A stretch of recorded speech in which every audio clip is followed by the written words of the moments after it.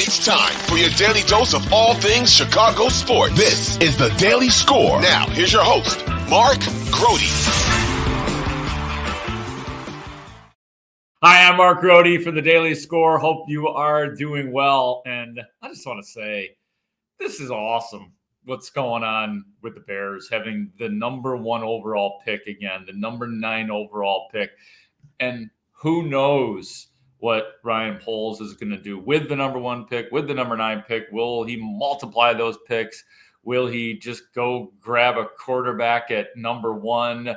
It's really fun to think about and speculate about. At some point in time, we're probably all going to hit the wall. Maybe some people already have, because I know that this has been really a discussion point, for about the last month or so, knowing where the Bears were going and were not going.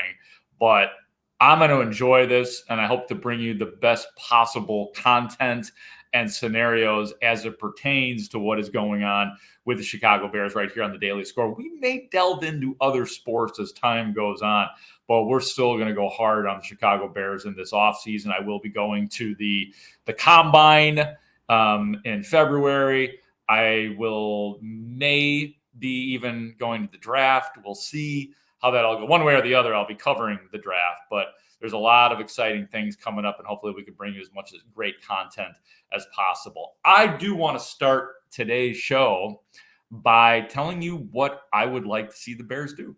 And this is where I am right now with this. I do want to see the Bears take a swing at quarterback at number 1 overall. I think I would like the Bears to take Caleb Williams. The only reason I put that tiny little qualifier in there, I think I want them to. Personally, I haven't done enough homework on Caleb Williams in terms of, the tape, the background, the character, all of that kind of stuff. And at this point, I'm just going on a lot of hunches from a lot of people that I trust. So I want to do a little bit of my own homework, but I definitely think that that's where I go. Justin Fields improved this year for sure. He got better. As the guy said, as Ryan Poles said at the press conference when he was asked, what does he need to get better at? He really only mentioned one thing, and that's the 2-minute offense. And that's a huge, huge thing to say. I mean, it's not like a blow-off thing, but he did not go into some of the other issues as well, getting rid of the ball quickly, which has gotten better. He quelled the turnovers as well. So it wouldn't be a nightmare scenario by any means for me if they brought back Justin Fields. But I do think it's time to move on from him as the starter. And a few things. I put this out on Twitter the other day. One thing that surprised me about the press conference with Ryan Poles and Matt Eberflus specifically, their part was, one of the things I came away thinking was I do believe that they are considering bringing back Justin Fields. I do believe that they are going to look for reasons to potentially keep Justin Fields. I did not think that I would come away thinking that. So it's important for me that you know that this is not what I was looking for. I was not digging for that. I didn't want to necessarily hear that, but I did hear that. I just want to give you some examples.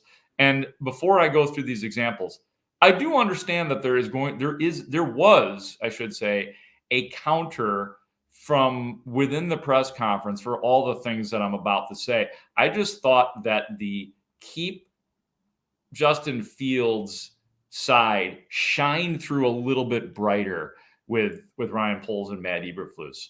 Ryan Poles said that they still need to be blown away. Now, he hasn't backed off of that. He said the same thing last year. And he was not blown away by C.J. Stroud, who maybe he should have been blown away by. And because of not taking him, you obviously have some very good players on the roster like DJ Moore and Tyreek Stevenson, et cetera. So that's the way he justified that. Ryan Poles talked about the standard in finding a quarterback. He was asked about that. First thing he mentioned was the human part, the leadership part, the maturity part, and then the tape. When I hear those things, the leadership, the maturity, all that stuff, it sure sounds like Justin Fields. Now, again, the counter is it could be anybody in that draft that they're looking for, but we know that there have been, whether fair or unfair, a few digs at the character of Caleb Williams. I don't think anything that precludes you, or I don't think that at this point should preclude you from drafting him, but those things are out there. And that's what I need to do more on, because at this point, I hate just going off of what I'm reading and what other people are saying. And hopefully I could dig up and find out more on my own. But it's hard not to interpret that and use Caleb Williams' name as well. He talked about the ability for a quarterback to handle being a quarterback here in Chicago. It's a big deal. Now, has Justin Fields been a plus quarterback the whole time he's been in Chicago? No, but he seems to have handled the pressure pretty well for the most part. I mean, obviously, I think that we have gotten to him at times, the media, in terms of just the constant questions, speculation, tweets, whatever, articles. We're all complicit. I am complicit in all of that. So that's gotten to him a little bit, but it hasn't crushed him. So I think that's a big deal as well. Polls, one thing that's not ruled out, and that I am leaning towards, like, just based on what I came out of it with, that excuse me, that Ryan Poles is not against the idea of keeping Justin Fields and drafting a quarterback. He was asked about that specifically. Is that a tenable situation? And he said that there's a million different things going through his head. And he said, I'm sure that is one of them. So he wasn't like, yeah, that could happen. But that has not been ruled out.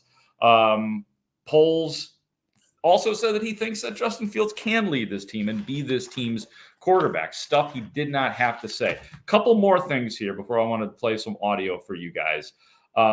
Matt Eberflus may have said something, and sometimes we read too deeply into things, and I'm not holding this to Flus. I don't think he necessarily, well, maybe he slipped up.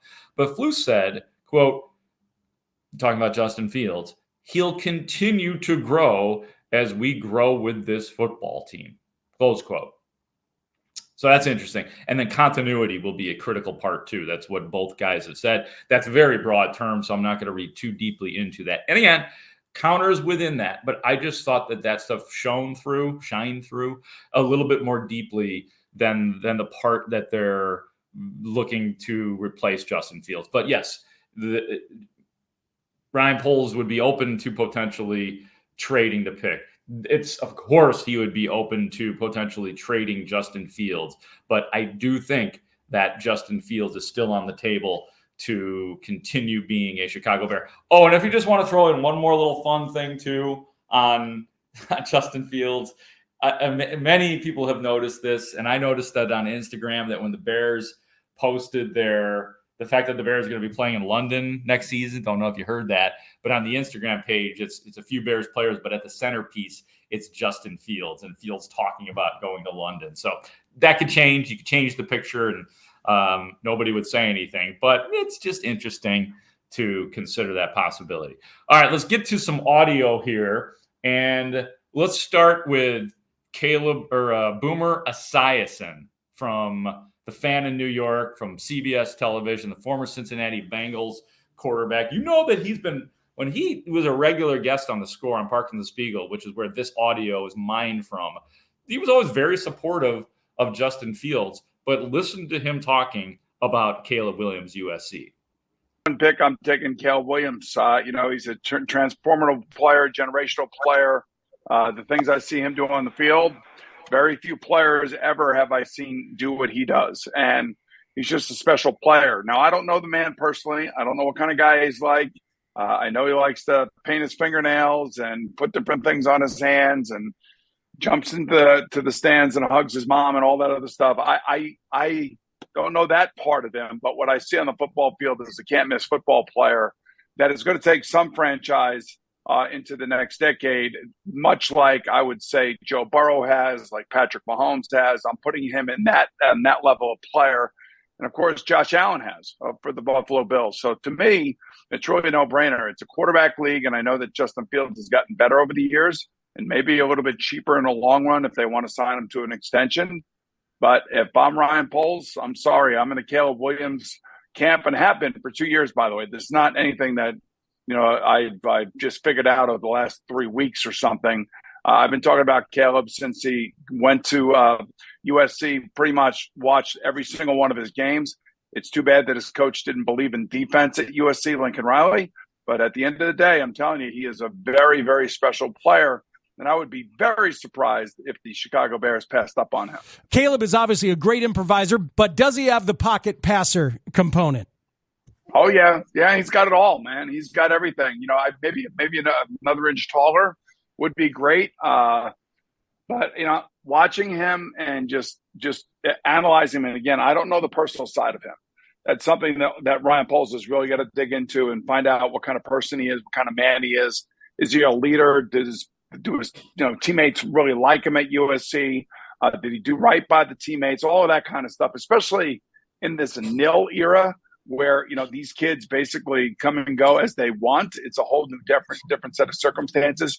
You got to make sure that the kid loves ball. I think Justin Fields does, and I think whoever does acquire him from the Chicago Bears is going to be lucky to have him.